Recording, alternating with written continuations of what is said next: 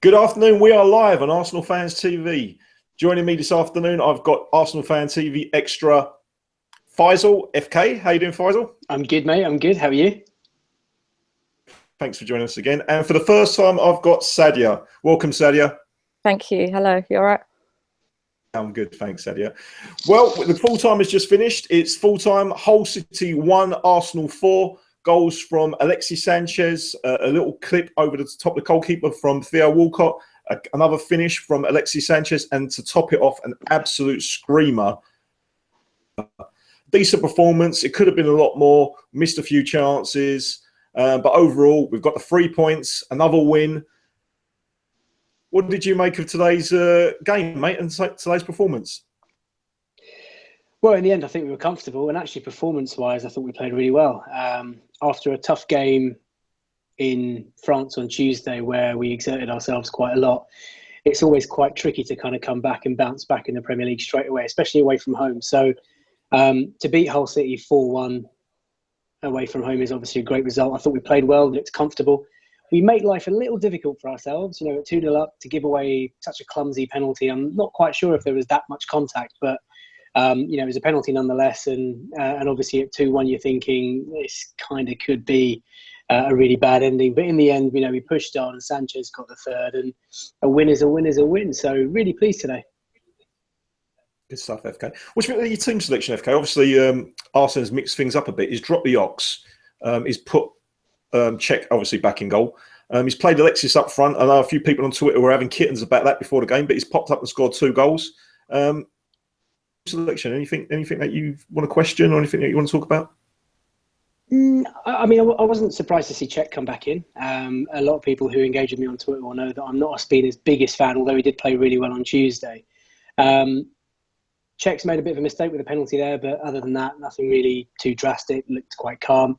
With regards to the outfield, I was a bit surprised that Santi Cazorla started just to play his 3rd game in 7 days, and given that he's not had the best of injury records over the last few months, I thought maybe he'd get a rest today. And Giroud obviously picking up a knock in training yesterday, that kind of changed things for Wenger, so he wanted to play Sanchez up front. But with regard to the Ox-Mems, we all know that the Ox has got glimpses of, he's got the ability, he shows glimpses of talent in games, and he's just a bit inconsistent. And I'd like to see Wenger kind of just keep with him. I think the stop-start approach to just giving him a game here and there is probably not good for his development. In an ideal world, you'd let him have sort of, 10 games in a row, 15 games in a row. But, when the margins are so fine and when there's so much pressure, you don't really have that much time to allow youngsters to kind of, to develop their game. So Walcott came in, scored a goal, did okay, could improve his work rate, and Iwobi was an absolute star. I'm sure you'll touch upon that later. Yeah, absolutely. I mean, I was very impressed with Alex Iwobi today. Sadia, welcome to the show.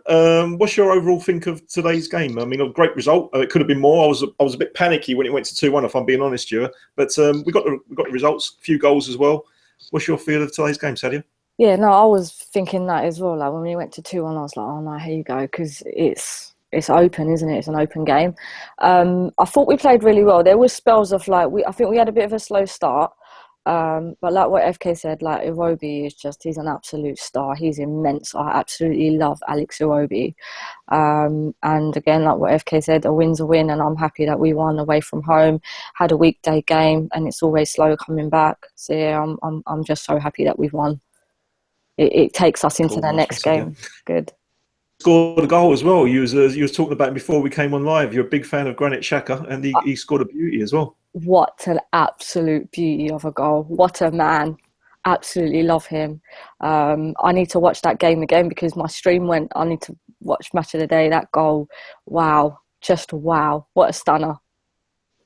I can't understand why he's not starting, to be honest with you. Yeah, I don't get that. And I know there's been like a few people saying that maybe he's not starting because he wasn't one of a Wenger signing and that's why he's not starting him. But surely that's not true. He should be starting games for definite. He should be starting over the Cock. And I think maybe Wenger wants to progress him in. But he should be starting and maybe he can take him off and put Coquelin on. No, I agree with you. I mean, to be honest with you, I mean, he's spending so much money on a player. You expect him to get a start. I mean, I thought he was immense against Watford, and I was been pretty surprised that he's been dropped for the last 3 games. But hopefully, this goal will give him a bit of confidence, and I'm sure we'll see him in midweek in the League Cup. Mems, there's probably a couple of things about Xhaka, and I think it's what Sadia is saying. I think Arsenal's trying to ease him into the system.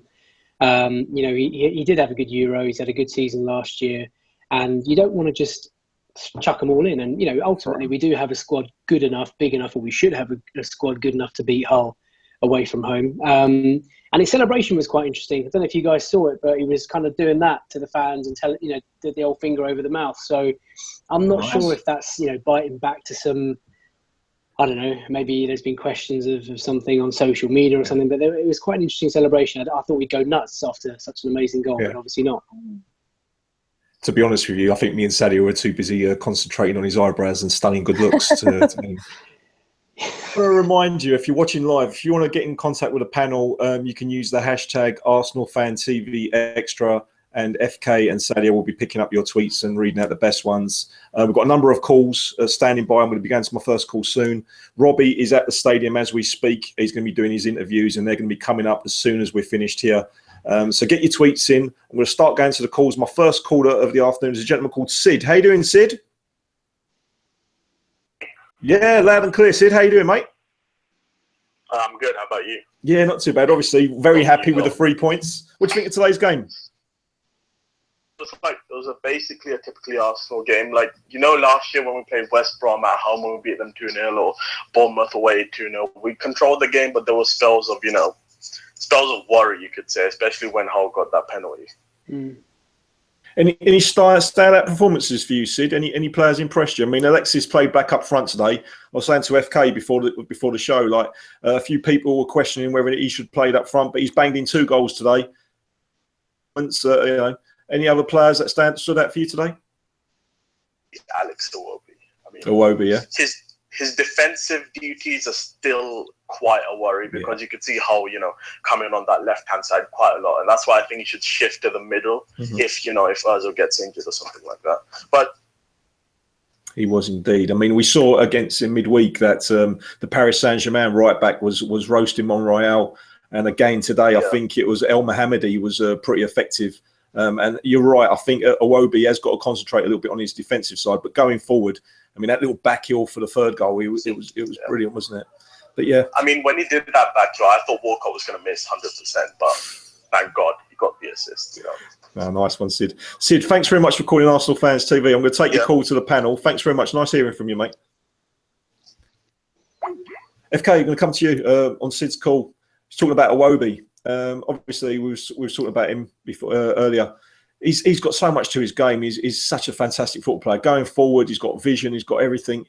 Doesn't score enough goals for me, but defensively, it's a bit worrying. I mean, we saw, like I said earlier on, against Paris Saint-Germain of his game. But he's a fantastic talent, young Iwobi, isn't he?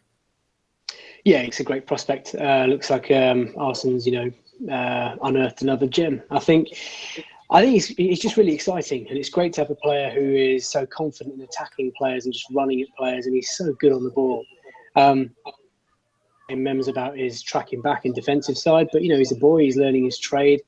He can definitely work harder on the defensive game, but there's no doubting his quality in the final third. I think he's, he opens things up, he makes runs, he gets in behind, and the whole goal scoring thing. I tweeted at halftime just thinking that I think you can see sometimes certain players when they've got that real knack of getting into a goal scoring opportunity or arriving late and causing havoc in the opponent box. And even though they're nothing alike in terms of player, but he does, Frank Lampard used to be that type of player where he'd always find himself in goal-scoring opportunities.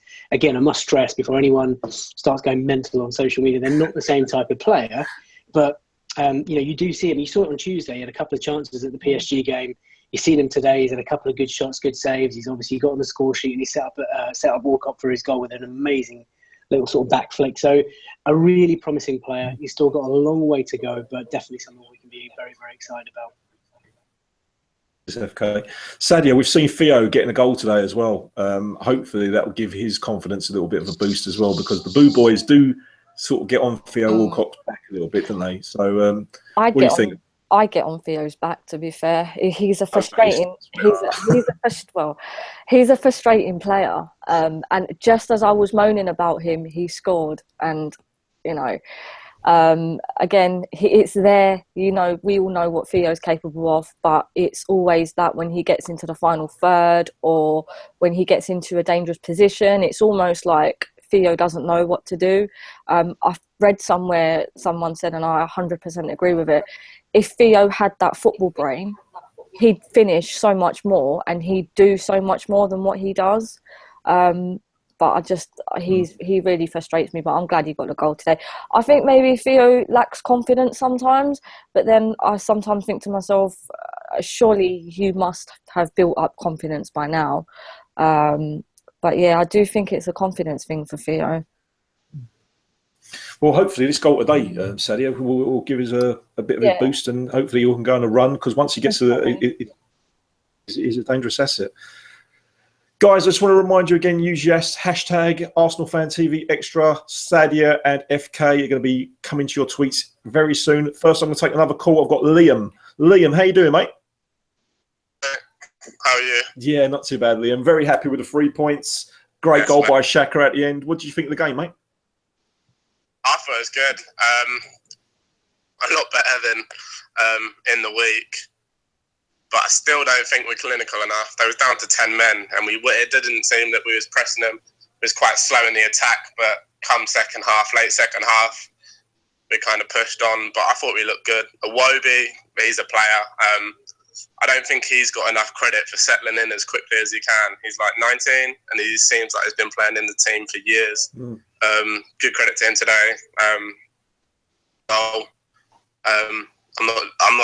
I was watching it on the stream, but I'm not sure if it got a touch off Sanchez or not. Definitely did. It was goal bound. I'm not sure if the keeper would have saved it, but it definitely got a little flick off Alexis. So that's definitely going to be his finish. You're right about Iwobi. I mean, it's amazing that a 19-year-old's broken into the team, and in quite a short spell of time, he's sort of overtaken Oxlade-Chamberlain and Theo Walcott. And he's a fantastic asset, and I think he can play in a number of positions as well. So he was brilliant today. I mean, we spoke before the kickoff, Liam, about Granit Xhaka. I mean, you was a bit concerned that he didn't start. I mean, we spoke with FK about that, but he's come on, he's got his goal, and like FK said, he gave a little signal to the fans as well. What's your analysis about Granit Xhaka? Do you think he should be starting every week, or do you think Wenger's going to be slowly bringing him into the team?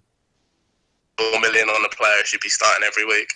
At the end of the day, I like Coquelin's alright, he does a job, but I was watching the game and he was playing higher than Ozil sometimes. Like, he was the one that won us the penalty and stuff like that. He's always far too high up the pitch. I'm not sure if Wenger's kind of letting sit him wrong, but I'd like to see Cazorla and Xhaka. I think Xhaka will play in the week, him and El Nene, so it'd be good to see how he plays. But that shows what he's got in his locker. He scored from 30, 35 yards. You see when Coquelin has a shot, it nearly hit the away fans. Brilliant. Nice one, Liam. I'm grateful for your call as always, mate. Thanks very much. Nice. Bye. Great call, Liam. Sadio, I'm going to come to you. I mean, obviously, he's mentioned the midfield pairings, Santi Cazorla, Coquelin. We've seen Santi Cazorla pick up a few yellow cards recently, and I'm seeing Francis Coquelin getting into the box as well. I think Francis Coquelin's going to do a strange thing and score a goal very soon. But I've noticed that Santi's digging in a bit. He's getting stuck in. He's picked up a few yellow cards. For you, I mean, we've got so many options in centre midfield. We've got El Neni. We've got Xhaka. What's your best pairing in centre midfield? I think Santi and Coquelin have got a good pairing going on since they've been starting together. But I've got this feeling that maybe, like, this is going to might sound stupid, but I just think that maybe Wenger's waiting for Ramsey to come back so he can play Ramsey and Xhaka. It's just a Wenger type of thing, probably to do. I don't know. It might not be true, but I don't know. And maybe that's why he's benching him. But yeah, like you said, yes, I kind of like Santi getting stuck in and getting the yellows. I like him going in for the tackles, and he's quite clinical as well. I absolutely love Santi. He drives forward. He's going in for the tackles. He's getting stuck in. He's got that winning mentality. He gets, you need players to be doing that when we are either down or we're winning. We need him to be doing stuff like that. We need all players to be getting stuck in. Absolutely. FK, something I want to mention today about which I wasn't happy about. I mean, talking about Santi Cazorla, we won a penalty, taken 2 this season, scored 2. Theo Walcott's missed one in the opening game of the season. Alexis Sanchez stepped up today, and obviously it wasn't a great penalty. Keeper's made a decent save. Why didn't Santi Cazorla take the penalty today, in your opinion? I have absolutely no idea, if I'm being honest, Mems, apart from maybe Sanchez has just wanted to take it, and they probably got an agreement at the training grounds. Like you said, Cazorla's taken the last couple he scored. Walcott, I was surprised, but I was pleased that he wanted to take it when he took it against Liverpool. Look, I mean, these things are all determined on the training ground. They have discussions internally, and a bit like Football Manager, I'm sure Wenger's got his list and everybody knows the hierarchy. But you're right, Santi Cazorla scored his last 7 Premier League penalties. And I wish we'd just stop dicking about with, who takes them and also conceding them. I mean, whoever takes it, it was a poor penalty today. He's kind of rolled it, and it was a good, easy save for the goalkeeper. Pick your side and just smash it in. I mean, Snodgrass's penalty was how you take a penalty. It was, but it is what it is. I'm surprised we've had so many penalties in one season already. We don't normally get them. Yeah, that's what I was thinking as well. We've had so many. Because I remember back in the day, Thierry Henry and Robert Perez used to sort of rotate, didn't they? And depending on how the other felt or whoever won the penalty, they used to step up and take the penalty. I like a consistent penalty taker. Someone that takes the penalties week in, week out, and is going to pick his spot, like you said, and bury him. Sadia, do you have any opinions about this penalty situation? I was just like, Santi scored the last one, so why not just let him take it? I think that Santi should be our penalty taker, end of. If Santi's on the pitch and we get a penalty, Santi should take it. No debate. There should be no debate, and that should be relayed on the pitch from the manager to say, like, look, if we get a penalty, he's taking it. Because he scores them, surely. I mean, to be honest with you, Sadie, I agree with you, but I saw a situation in midweek when Southampton were playing. Yeah, I saw that. And it was Charlie Austin wanted to take a penalty. And another lad came over and wanted to take the penalty. And I think the captain went over. I think it was Virgil van Dijk, and he sort of separated him. And he says, no, you're taking the penalty. We didn't see that today. So I think FK's right. I think this has been sort of like pre-arranged and pre-agreed. So it's a strange one. I mean, to be honest with you, it's not really a big issue because we won the game 4-1. But I'm thinking more in games in the future, really identify who's our penalty taker and stick to it, like you said. Well, FK, anything on Twitter? I mean, there's a lot coming in about Xhaka being, the first name on the team sheet. That's from Carl Rowe 87. He says he's a good tackler, good passer, and shoots from outside the box. I think obviously Xhaka is going to be one of the regulars as soon as he's kind of settled into the team. I think he's purring at the minute, and I think he's on the glimpse. There's one here from Chai2447 who says Francis Coquelin was the unsung hero of the game, wasn't he? Glimpses of Vieira. Don't know if that's tongue in cheek, but about Coquelin, I mean, everybody knows that he can do a job, and everybody knows that he's quite limited as a footballer. But the one thing that really annoys me, and maybe we got away with it today, is just his lack of positional discipline. I mean, even at 2-1 up, he's on the edge of the box, and you're thinking, hang on a second, if you're the holding defensive midfielder, get back and just shield the back four, because we're so susceptible on the counter attack. But there's a lot of praise coming in for Xhaka and Coquelin, and people are asking the question, who's your first 2 midfielders? And then of course there's people talking about Sanchez and saying it's good to see him score and good to see him celebrating. So so sort of animated, which kind of shows that he might be happy at the club, and obviously a new contract is imminent. So lots of conversation about Xhaka. I think people are saying that he should be starting. There's even one guy, Rio, that golden ghost, that's his Twitter handle, who says that United have spent £89 million on Pogba, who's gone missing, and our £30 million player who's barely paid 5 minutes. He's playing a lot better. So some tongue-in-cheek comments about that as well. Brilliant, nice one. Thanks for that, FK. Sadia, anything that you've picked out? I really like. Hold on, where's it gone? Sorry, I've lost it. I can't say his at. I think it's Say You Rock. Iwobi needs to track back and help his fullback. Other than that, we have a great player on our hands. There's loads of praise for Xhaka. It's just really nice to see. Just really loads of happy fans on Twitter.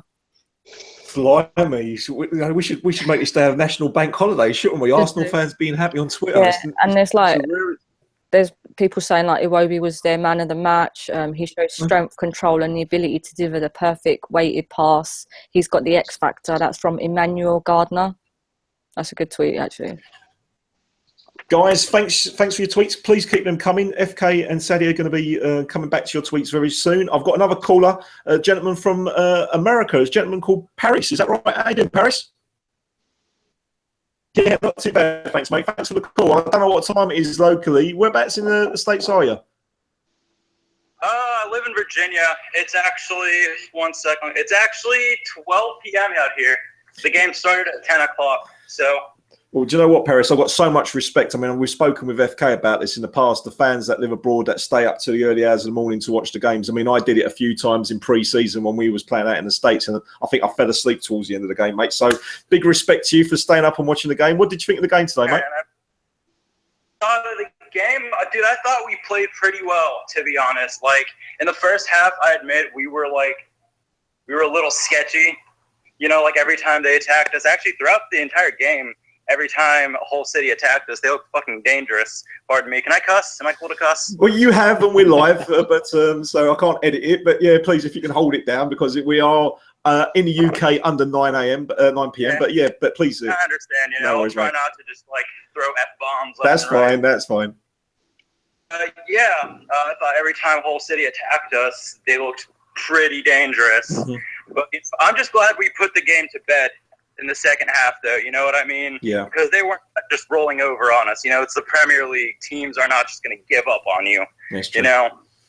What did you think of the Alexis Sanchez playing up front and banging in 2 goals? Obviously, we spoke before. Do you think he can be our striker? He's proving people wrong, or do you think it's just a stopgap? Actually, I had that reaction when I saw him up front. I was like, oh, come on, again, Alexis Sanchez up front? Like, that's not, we all know it's not his best position.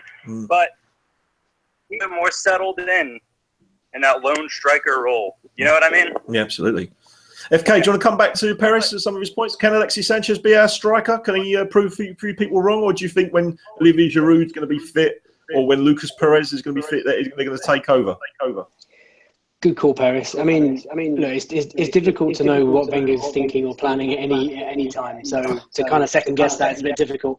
I think Giroud is my main man up front, because he's obviously a decent goal scorer, and he can do all the link up and target man stuff really well. Lucas Perez, way too early to tell. We don't quite know what he's going to be like and if he's going to settle into the Premier League. Sanchez, I think at the moment he's kind of a bit of a stopgap, but I think the more time he plays up there, the more accustomed he gets to the role. The more settled he becomes. And maybe that's why I wanted to score the goal today from the penalty, just to kind of get that monkey off his back. You know, he's gone and scored anyway. So, we've got options. It's nice. And I think kind of Paris hit the nail on the head there.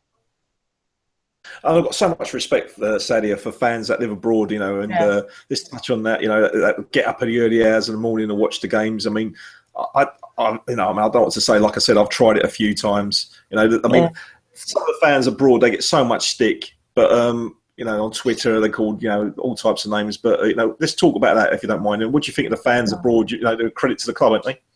Absolute maximum respect. Like waking up. I mean, I know a fan that lives in New Zealand, and she wakes up at like 2 o'clock in the morning to watch. It's pure dedication. I wouldn't be able to do it. Like what you said, the pre-season in America, I'm not going to lie, 15 minutes in, I was like, gone. Lightweight. And I know that I know that they literally just they take days off and they rotate their work to watch the team that they love. I mean, us fans are lucky we get to travel and we get to go and watch live, but it's as well as hard for them than it is for us when we're travelling up and stuff. Enough respect to them. Mems, I've got to say, sorry to kind of just cut in here, but there's a lot on Twitter about our overseas fans, and if you don't live in London, you're not an Arsenal fan, and all this kind of nonsense.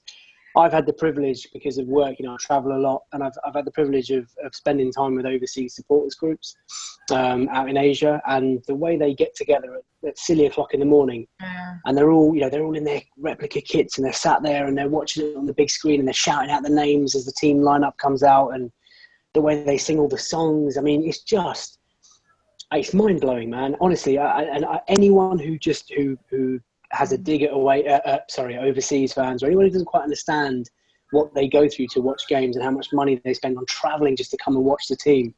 You guys, you just need a reality check, because our overseas fans are stunning. But anyway, that's just all I wanted to say. Okay, and well said. I mean, I've got so much respect for the away fans, and like you said, mate, you both spoke really well, and that's what this whole show's about as well. It's not just the fans that go to games; it's the fans from all over the world.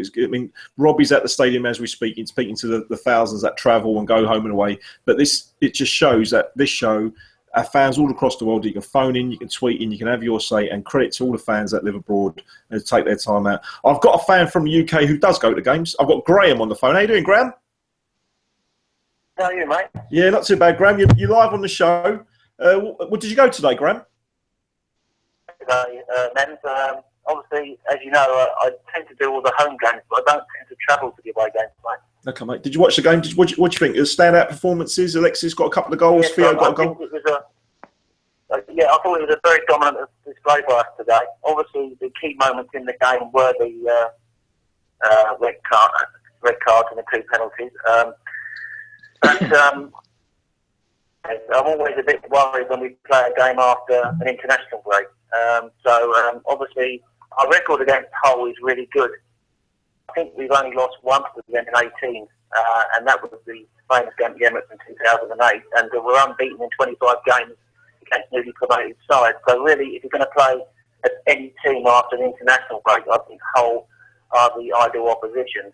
And the one thing I think is we haven't been starting games well. Well, I thought today we started the game quite well. We were zipping the ball around with Chris passing, and we had up to 7 players in their half for most of the first 20 minutes. And then we got the goal that our early play deserved.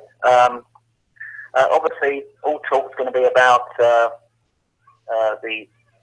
Sanchez taking the penalty instead of Santi, and I must admit that did surprise me. Yeah. One point I want to throw out to FK and to yourself is that the situation with Alexi at the moment. I know Gio had a straight knock today, and we have been sort of like wondering whether he should play down the middle. But I'd like to comment he made when he was on international duty with Chile, when he said, I've reached a level where I can compete with anyone, and he was sort of like likening his quality to Messi and Ronaldo. And I think Alexi at the moment, he's entering regulations around his contract. I just wonder whether, he's a dominant sort of personality. He's a leader on the pitch. He drags us through games at times. I just wonder whether he wanted to take that penalty, or Wenger was happy for him to take that penalty. What the situation is with him there, because I must admit, it did surprise me when he took it, he missed it. But I thought that, selection-wise today, I was pleased that Iwobi went on the left side. He's more natural on that side, and I think the Ox has been positioned, so I think Iwobi moving into that goal was a good call. I'm still surprised that, as FK said, that Xhaka is not starting games. I mean, he came in when Cochrane had the knock against Watford and impressed us all with his passing. I think he can do 2 jobs in one. And fancy playing 3 games in a week does worry me.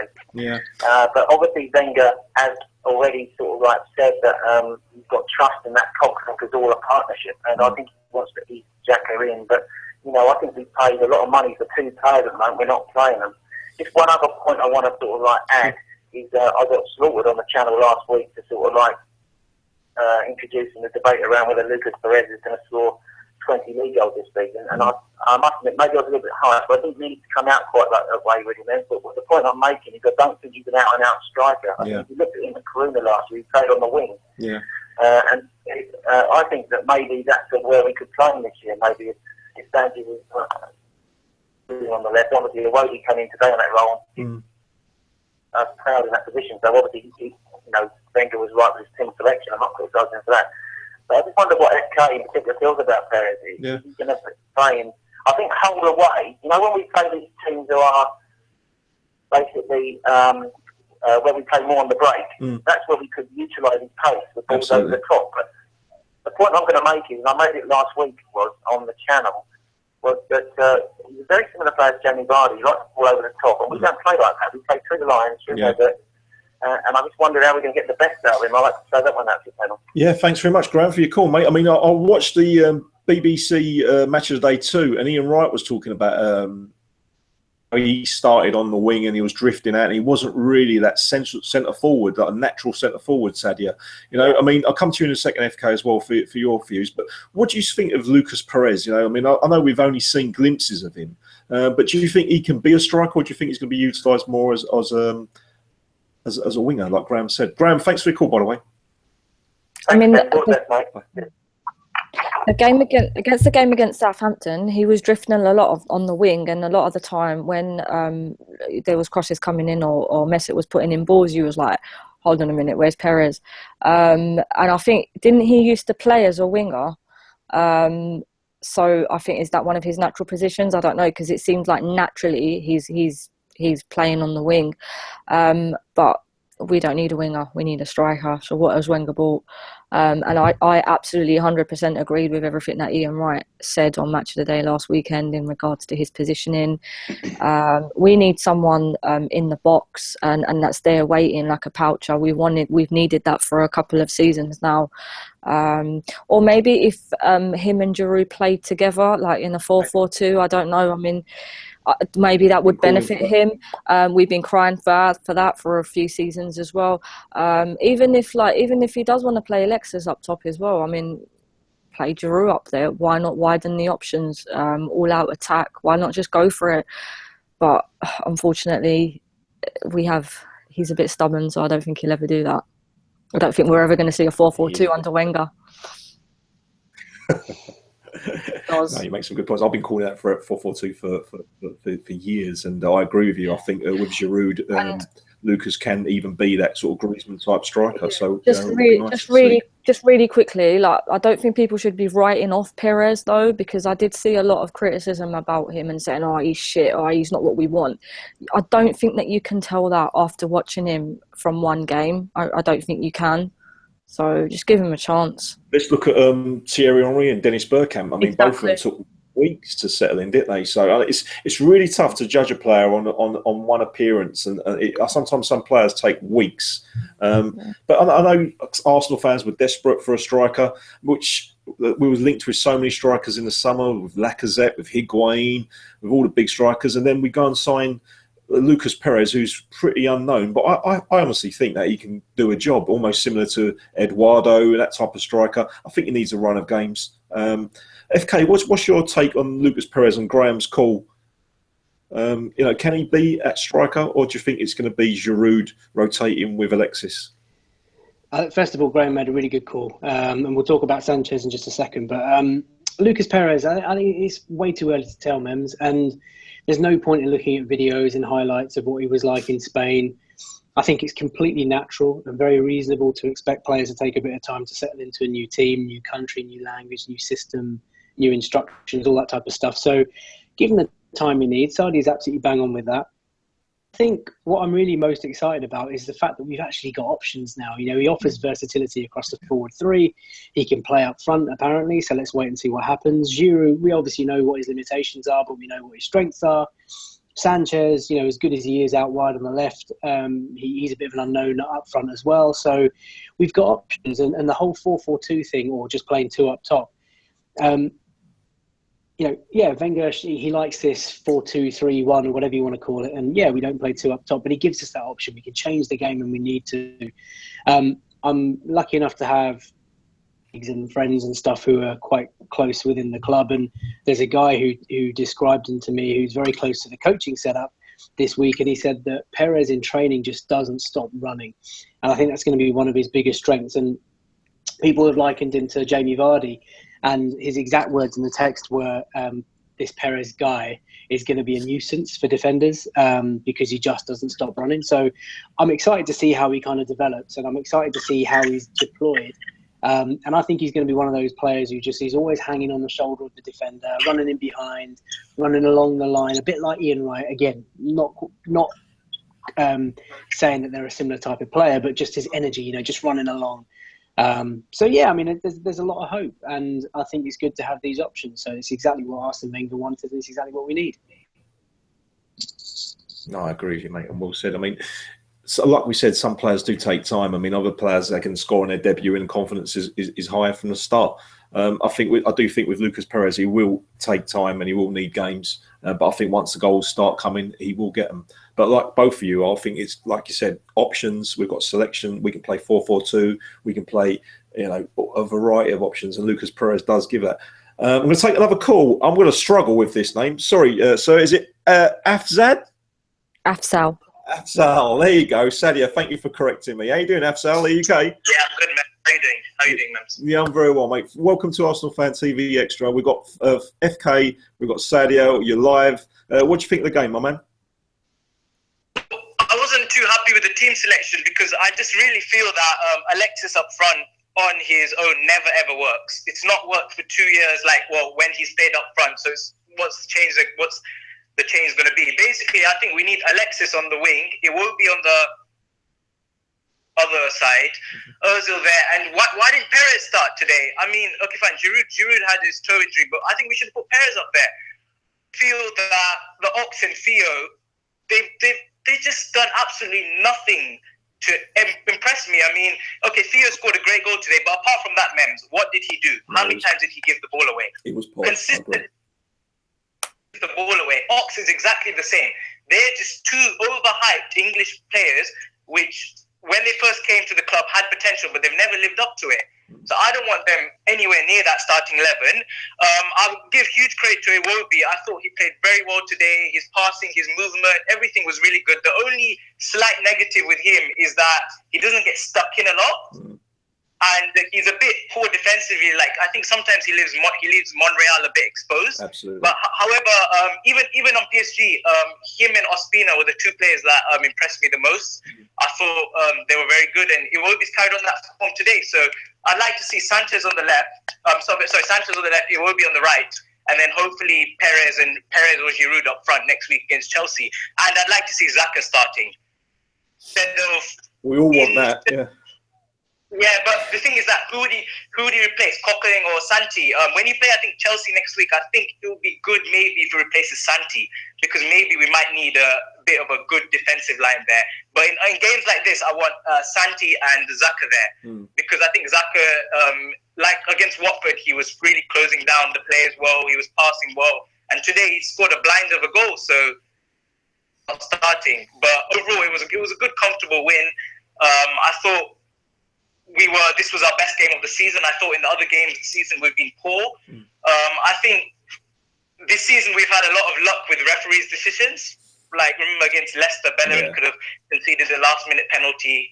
Last week penalty against Southampton was also debatable. And today Cazorla was hanging on fire a bit. But overall I thought it was a very good performance. And midweek against Forest, I'm travelling up there. Nice. I'd like to see Xhaka start along with El Neni. And Mems, I've just got a question for you and Sadio, because you were saying that you'd like to see a 4-4-2. How would that system work then? Because I don't think it would work. It would be a bit imbalanced. Because then where would you play Ozil? Yeah, I've been asked that question numerous times, and I like a 4-4-2. We saw Leicester today; they played 4-4-2 with the new striker Soleimani and Vardy up front. I've always liked 4-4-2. With Bergkamp and Henry. I agree with what you're saying. To fit in the likes of Ozil would really, really be problematic in that formation. I think Ozil can. Would you play him in the centre? Where would you play him? Because probably out wide. Probably out wide, if I'm honest with you. We've seen Ozil on the wide. He's not as effective. And you really do need 4-4-2. Ozil, okay, on the wide, it might work, but we've seen him on the wide before. And in that CM position, then who would you play next to him? It's a great question, mate. It's honestly, it would be a bit of an imbalance. And I think Sanchez is a great winger, but I think he's poor up front on his own. Yesterday, he scored 2 goals. The first goal was it just hit him and went in. Yeah. But Sanchez, you get the most effective Alexis Sanchez when he's on the wing. I agree, totally. I'm going to come to FK and Sadia. Thank you very much for your call, mate. I really appreciate your call. It's been brilliant. Nice passion as well. Thanks very much, mate. It's a great call. Very passionate. You asked some good questions. Yeah, we did. I know him. Ozil. Is that a question? Is that a question that you want to answer? Because listen, Well, my opinion, or Sadia, if you want to go first, ladies first, of course. That's fine. No, Okay. go on, FK. Yeah, I don't know if Ozil would be so fluid in a 4-4-2. I mean, he likes to float in that gap between the front man and the midfield. It'd probably be more of a diamond in midfield rather than a flat four. I think the question there is twofold. That you want a system where we can have two forwards on the pitch at any one time. So, you know, whether it's 4-4-2 or something else, and you know, it's good to have that option. I personally don't think Ozil would work, but you know, in situations where you've got games where we might be 2 or 3-0 up, we might be quite comfortable. There's no reason why you couldn't take Ozil off and then sit El Neni in there alongside Xhaka just to kind of like flat four across the middle and just, you know, see out the game. But I don't know if our current system would suit a 4-4-2 and the personnel that we've got within the squad. I agree. Do you know what it reminds me of? Is that, do you remember, FK, when we played at Wembley during the Champions League? We had Davo Schuker on the bench, we had Kanu on the bench, we had Henry and Bergkamp, and we had options. And like you said, if the game's not going particularly well, Wenger used to throw on these strikers, and at some points we almost had 4 strikers on the pitch. I just don't know if Wenger's going to go back to that sort of old strategy of just bombarding, putting strikers on if things ain't going right. Sadia, what do you reckon? That's what I meant before with the whole attack, like putting more options on if something's not working. Like, he doesn't seem to do that anymore. Like, when you're at games, like especially away games, like, and you've travelled all that way up and you're thinking, like, do you know what, this isn't working. Like, are you going to change it? You're going to throw something in that's going to mix it up a bit, make it more exciting, because this really isn't working. Like what Afsal said before about the whole Alexis thing, I think he needs to rotate game by game. So today, like in whole setup, Alexis, it was going to work eventually. But in teams like, say, Chelsea, I don't think against Chelsea, Alexis up front is going to work. I don't know if Giroud is going to be back in time, but Giroud creates aerial... sorry, lost the words. Like he creates the aerial threat. Presence, isn't he? Yeah, he has that powerful presence. He holds up the ball. He brings in other players. He brings a lot to the game. And I know that he gets a lot of stick again as well. So yeah, I would love Wenger to just change it, chop it and change it, make it more exciting. No, I agree with you. Yeah, I agree with you. I mean, to be honest with you, I mean, that's one thing. That's one criticism, Sadia, that Arsene Wenger has, is that he is very predictable, and it doesn't matter if we're playing sort of Bournemouth at home or Chelsea away. The tactics and the formation is relatively similar. You know, I mean, I agree with you. Game plan, and I agree with you. It's something that maybe we should do. Maybe in some games play 2 strikers. Maybe some games play 1 DM. Maybe Ozil in the centre or out on the wing. I mean, FK, coming to you about tactics and going back to today's game. I mean, today was another worrying stat for me, is that we couldn't keep the clean sheet again. I know it was a penalty, but it's you've got to get in the habit of keeping clean sheets. And you know, defensively, I don't know if this is going to be the strongest back four that we saw today with Peter Cech. You know, obviously we've got Mertesacker and Gabriel going to be coming back to full fitness, but I thought today was probably going to be our strongest defence. But we looked a bit shaky at one point. Do you think that they just need time to play to each other? Do you think, what's the reason we're not keeping enough clean sheets? What do you think of that, mate? Well, speaking of habits, first and foremost, the best habit to develop is a winning habit. At the end of the day, the win comes first, and if you get a clean sheet, then it's a bonus. And if you can't win, then obviously see if you can get a draw and don't concede goals. That's the ideal. But at the end of the day, I mean, yeah, it was a penalty. I do think we do flirt with danger sometimes. You know, we kind of dust off our self-destruct button, and at 2-1, it genuinely could have gone to 2-2, and it wouldn't have been unusual as an Arsenal fan to be kind of contemplating that situation. But we pressed on and we got the win. I think defensively, you know, Mustafi's new. He's developing a relationship with Koscielny, and don't forget Koscielny's moved from right centre back to left centre back. Right. And in front of him, you know, Coquelin goes wandering sometimes, and he's alongside either Santi or Xhaka, who's new, and there's a lot of change. So there's not, you know, that relationship will come, and that consistency will come in time. But early stage of the season, you know, it's just good to rack up the points on the board, and clean sheets will come. I mean, I'm very encouraged by Mustafi. I think he looks good. Holding looks good as well. You know, we can't just forget about him. Yeah. And then, of course, you know, Mertesacker and Gabriel, again, it's an area where we've got strength. And Sarge, you know, we were talking about having forward options. We've got defensive options now as well. So Yeah. I'm sure clean sheets will come. But first and foremost, it's just about getting 3 points. No, I agree with you, mate. Well said. I've got another caller. There's a gentleman, I believe he was at the game today, Mr. DT. How you doing, DT? How you doing, mate? You all right? Yeah, not too bad, mate. Was you at the game today? I'm just driving on my way back. I'm going across the Humberside Bridge, I believe it is. Nice one, mate. Well, I have a safe journey back to back home. How was the atmosphere inside the stadium today, DT? Was it quite positive, or how was it? Yeah.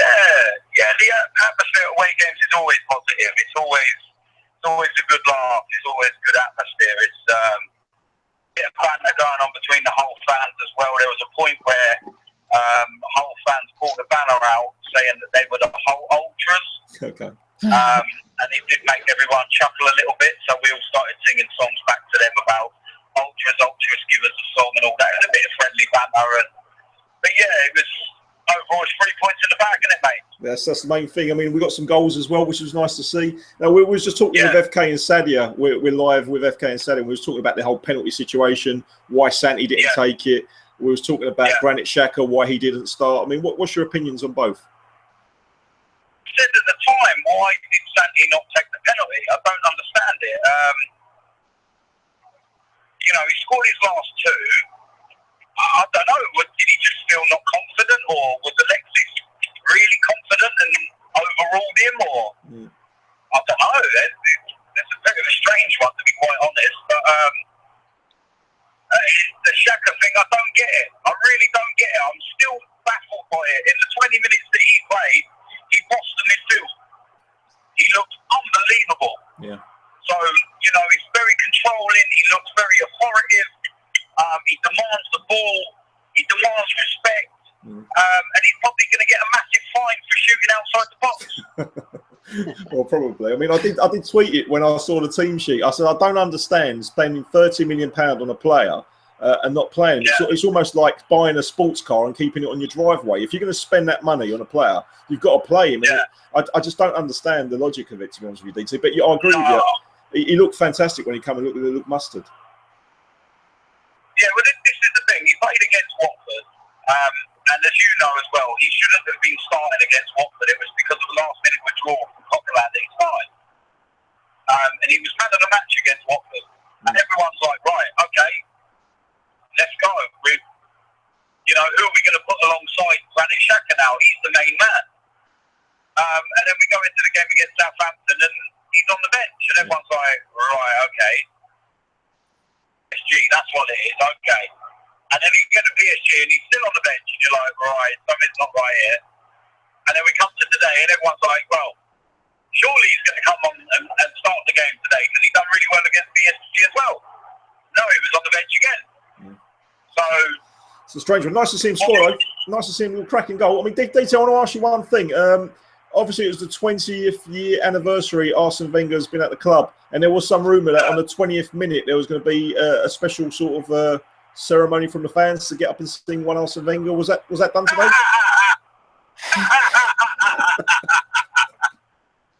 Yeah, DT stood up and sang it. If there was a special moment for him in the 20th minute, it would have been a minute's silence because I never heard anything. Okay, DT, fair enough. DT, thanks very much for the call. I appreciate it as always. I wish you a safe. I wish you a safe journey home, mate. I'm going to take your call to. I just want to say, keep doing what you're doing, Mems. All right, you're doing a really good show and everything. And I know I haven't had a chance to see a lot or be on a lot because I'm at the games and that, but I do watch the reviews and that, and I'm really enjoying everything that you lot are doing. So, yeah, even FK is really good, even though he loves Arsene Wenger so much. But you know, it's all love. It's all mutual respect. It's all love. So, appreciate it, thanks for having me on, man. Thanks, mate. I appreciate it. Thanks. No worries. FK, Arsene Wenger's been at the Arsenal. Great call from DT. Thank you very much for joining us. What do you think overall? Like, we're going to finish the show in a minute. I'm going to give you an opportunity to come to your teach, but just want to talk about Arsene Wenger. I think it's appropriate. He's been at the club 20 years. First 7 years, he was unbelievable. You know, he transformed the club, brought new things to the new methods to English football. He brought us the Invincibles, doubles. Everyone at the club absolutely loved him. But like I tweeted the other day, the second period of his tenure, it's been frustrating. It's and I know you said that it's not a failure. Like the second part of it, it's probably been its most challenging. But what do you think about the whole Arsene Wenger situation? I mean, he's coming towards the end of his contract. Do you think he'll get another contract? Okay, look, first and foremost, I don't think we'll ever see anyone like him again. 20 years at a club is just outstanding, as it is gobsmacking, as it is brilliant. I mean, he has been a brilliant custodian for us, the service that he's provided. Yeah, I think it's sad that he divides fans, because the first 7-10 years, like you say, the first decade, he was outstanding. We were winning trophies. We were playing, Wenger ball at its finest. We had an amazing team with power, pace, and strength, and just the right balance. And Paris, to this day still haunts me. How if Lehmann would never have got sent off, I'm sure we would have taken Barcelona, who would have shut a lot of people up. But it is what it is. Then came, of course, the stadium move. Now, we live in a time, Mems, when everybody's so thirsty for trophies, and I get that. I crave trophies like the rest of them, like everyone. And seeing us win the first FA Cup after so many years, 2-3 years ago, was an amazing feeling. But it's so easy just to say he's not won a trophy in 12 years, and that is an undeniable fact. But you have to think about why we didn't win a trophy. At the same time, when we built a stadium and he was forced to stay by the banks, and he was forced to sell his best players, and he had to rebuild squad after squad after squad to try and maintain competitive in those sort of 4 or 5 years after the stadium move.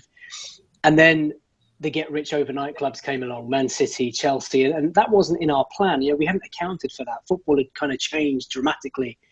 And it's difficult. Yeah, we had the 4th or 5th highest budget and highest spend and highest wage bill, but he had to sell his best player time and time again. And you look at Liverpool, you look at how Tottenham struggled when they sold Bale, Liverpool when they sold Suarez. It's not easy to go out and replace your talisman, not only just your best player, but often in our case, our captain, our best player. And, it happened time and time again. And I don't believe for 1 minute that Arsene Wenger wanted to sell these players. If he had the choice, he would have kept them and he would have added to them. So I think, Mems, it's reasonable. I mean, I could talk about this all day, and I assure you I won't. But it is reasonable to suggest that his second decade was harder than his first decade, and I think it's a shame, and it's grossly embarrassing that even our own fans won't look back at the last 10 years and think of him fondly. They'll just think of it as 2 trophies in 12 years, and I can't deny that. But you can't just ignore the circumstances and the scenario in which we've had to kind of go through. I think last year was massively disappointing, and you'll remember me saying that it was genuine season of sadness and failure. And I think the club, I could have understood if any other club would have parted company with him back then. But the reality is, these things happen in football. What Leicester City did was extraordinary, and I don't think we'll ever see that again.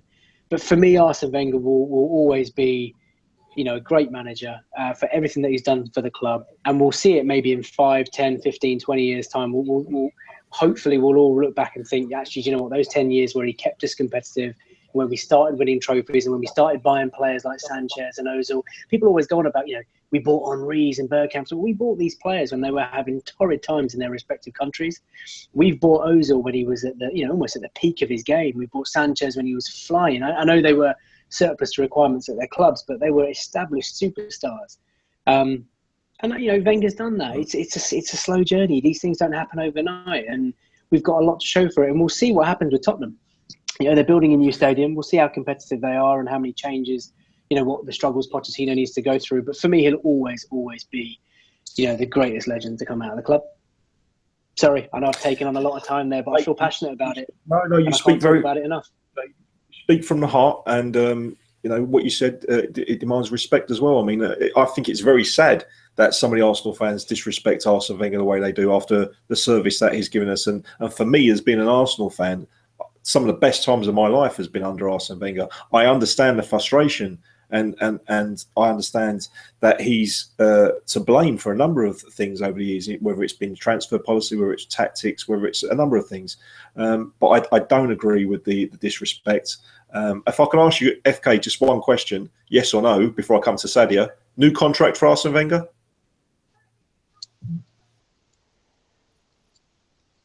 Factually speaking, there's no. Factually speaking, there's definitely a contract if he wants it. From my personal opinion, I don't think it would be a sensible move by the club to offer him a contract at this time. I think he's got something to prove to us this year, and if he goes on to win something, maybe we sit down at the end of the season and then you decide there and then. But at this stage, I think it'd be the wrong thing to do. But I know there is a contract if he wants it, and there's an extension if he wants it. But it's all up to him. Thank you very much, FK. Sadia, the whole Arsene Wenger thing, like FK spoke very passionately about. Yeah.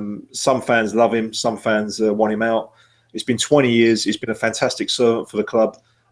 He's been loyal. He's had offers to go to other clubs. He's been loyal to us. Some say that he's stayed loyal to us because he's had a cushy number. He's been paid quite well. What's your whole take on this whole Arsene Wenger thing? Do you think he should get a new contract? Do you think the fans are a bit too harsh on him, or do you understand the frustration, Sadia? No, I mean, did you say the fans are too harsh on him? I think that the harshness sometimes it's reasonable. If harshness can be reasonable, then it is to do with Arsene Wenger. I'm like you, Mems. I don't agree with the abuse that he gets and the disrespect. I don't agree with that at all. He has been a great ambassador, as for the club. He's done a lot. What he has done, like what FK said, it will not be repeated. There will be nobody like him. I don't think there's any question of that. We won't see another invincible season. We won't be winning another gold trophy. Those moments that Arsene Wenger gave me growing up, those were like the best moments. Those are not going to be repeated. But I feel like things come to an end.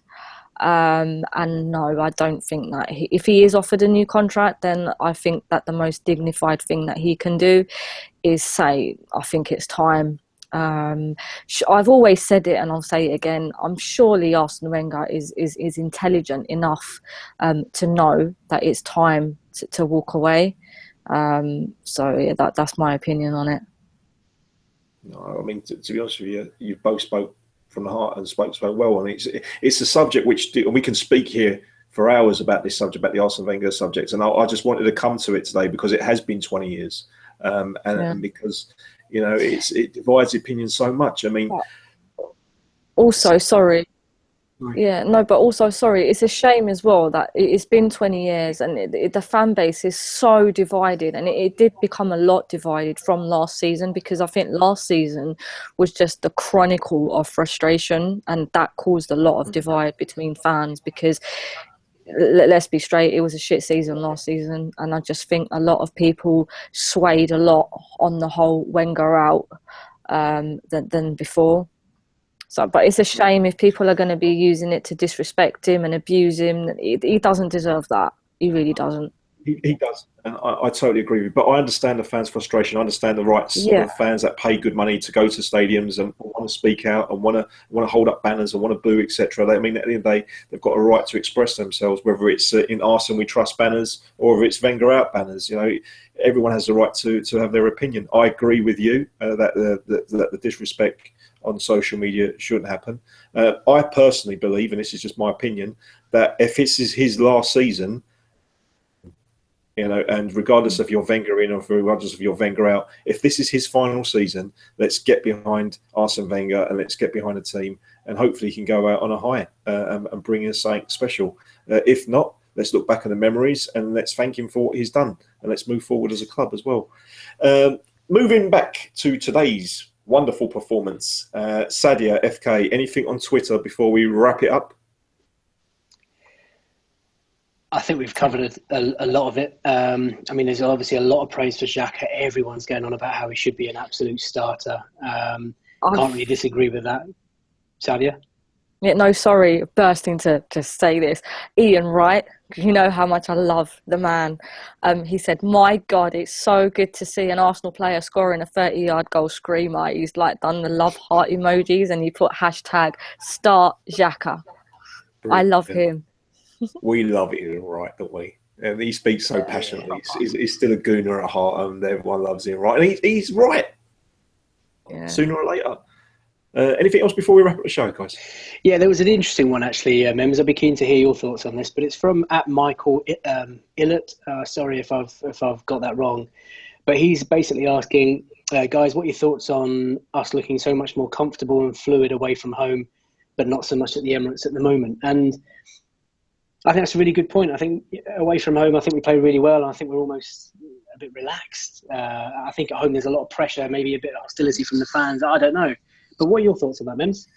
You know what, mate? It's something that we spoke about last year, and I agree totally that the home fans compared to the away fans, I know DT goes every week, and it's something I speak to DT about. The away fans are much more vocal and much more supportive of the players. At home, I do notice the fans do get on players' backs, and like you said, it's a bit of a dodgy atmosphere at the Emirates at some point if things ain't going right. I think if we don't get that early goal, some of the fans can turn. But also, I think tactically, we're set up much more better to plan away from home and counter-attacking. When teams come to the Emirates, they tend to defend the bus, etc. It's a lot more tougher for us to play the style of football we want to. Our style of play, I think, is much more suited away from home. I hope that answers you. Sadia, anything you want to say about the away fans and away home? Does it make much of a difference to the way we play? I think it does make a difference, and I don't know whether it is the crowd or not. I mean, we do kind of try at the Emirates. I sit in lower tier. We do try, but it's not the same because we don't get the same level of consistency of fans that go to the Emirates that go to away games. So maybe that's what it is. I agree. FK, do you want to finish on that? Anything you want to say about that? No, just like I said, I just think we're much more relaxed away from home than we are at home. I think there's a sense of expectation at home. The fans expect, the manager expects, maybe even the players become a bit too overconfident when they step over that white line and don't take it as seriously as they do the away games. I don't know, but it's certainly an interesting question and something we need to keep our eyes on. Yeah, definitely. Guys, I'm going to wrap up the show. We've been going longer than what we expected, but it's been fascinating stuff listening to FK and to Sadia. I want to thank you all for your tweets. Thank you for your calls. We've had some really good calls today. And a special thanks to FK, ArsenalFanTV Extra regular. Fascinating as always. Thank you, FK. Pleasure, mate. Always happy to be here. And making her debut on ArsenalFanTV Extra, the lovely Sadia. Thank you, Sadia. You spoke really well, and thanks for joining us. Thank you for having me. Thanks. It's a pleasure. And thanks to all you guys who have been viewing us today. We've got 1,900 people currently watching My Ugly Mush. Thank you for tuning in. It's been a pleasure. And until next time, until the next game, this has been ArsenalFanTV Extra. Stay tuned to ArsenalFanTV. Robbie's going to be uploading the videos very, very soon. And it'll be fascinating to see what the regulars and what the new speakers have got to say about the game. So until next time, thank you very much for watching. Take care. Bye.